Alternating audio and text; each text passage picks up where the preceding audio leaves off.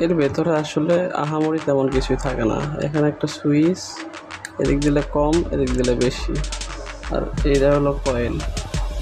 এইখানে একটা ম্যাগনেট, এই যে এরকম করে এরকম এরকম আপ ডাউন করলেই এর ভেতর থেকে হাওয়া বেরোয়।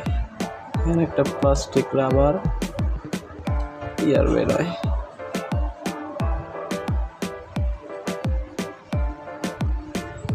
এরকমই নতুন নতুন আরও ভিডিও দেখতে হলে আমার চ্যানেলটিকে সাবস্ক্রাইব করুন। কেমন কেমন ভিডিও দেখতে চান তা অবশ্যই কমেন্ট করে জানাবেন।